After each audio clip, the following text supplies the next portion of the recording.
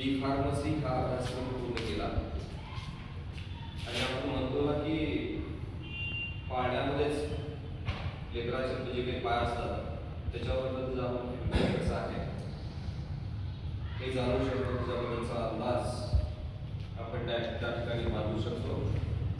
शिकत असताना असतं ज्ञानोबा गुरव यांचं लक्ष अभ्यासामध्ये तर होतंच, ते डिस्टिंक्शनमध्ये पास झालेले डी फार्म, पण त्याच्या पुढे जाऊन समाजासाठी आपण काही करू शकतो का, सामाजिक उन्नतीसाठी आपण काही करू शकतो का, हा ध्यास आणि हे ध्येय सुरुवातीपासून ज्ञानोबा गुरुच्या कॅरेक्टर्समध्ये स्वभावामध्ये आम्हाला दिसतं.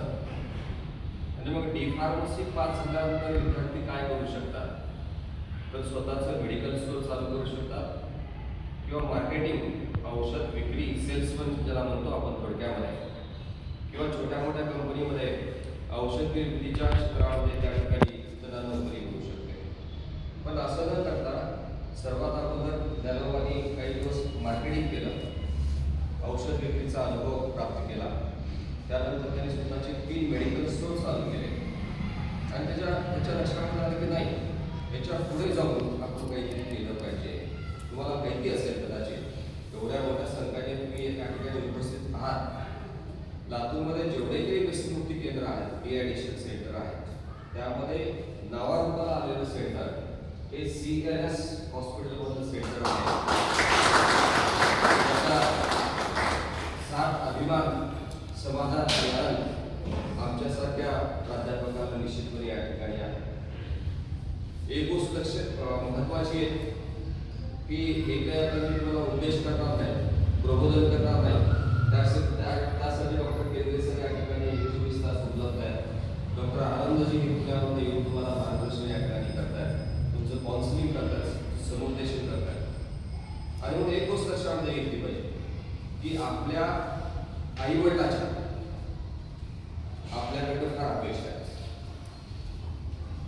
सगळ्यात आयुष्यामध्ये सगळ्यात मोठं पाप कोणतं आहे, तर आई वडिलांचं जे काही आपल्याबद्दल असणारी इच्छा आहे, आई वडिलांना दुःख देणं, त्यांच्या जे काही इच्छा असतील, त्यांच्या जे काही आकांक्षा असतील त्यांना ठेच पोचवणं. एखाद्या वेळेस मंदिरामध्ये जाऊन एखाद्या देवाच्या पाया नाही पडलं, देवदर्शन नाही केलं, देवपूजा नाही केलं तर चालू शकतं. पण घरामध्ये जी काही मोठी मंडळी आहे, ज्येष्ठ मंडळी आहे, मार्गदर्शक मंडळी आहे, आई वडील आहेत, त्यांच्या अपेक्षा आपण तेच पुसली, त्यांच्या विरुद्ध जर आपण वागलं तर ते सर्वात मोठं पाप आहे. आणि त्या पापाकरता जगाच्या पाठीवरती कुठलंही औषध नाही.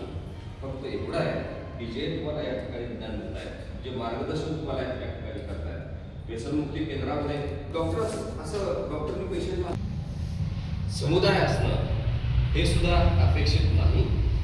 तरी सुद्धा आता परिस्थितीनुसार बऱ्याच लोकांना वेगवेगळ्या प्रकारचं व्यसन लागलं असू शकेल, पण त्यातनं बाहेर पडण्याकरता आपण मनाचा ठाम असा निर्धार केला पाहिजे, निश्चय केला पाहिजे.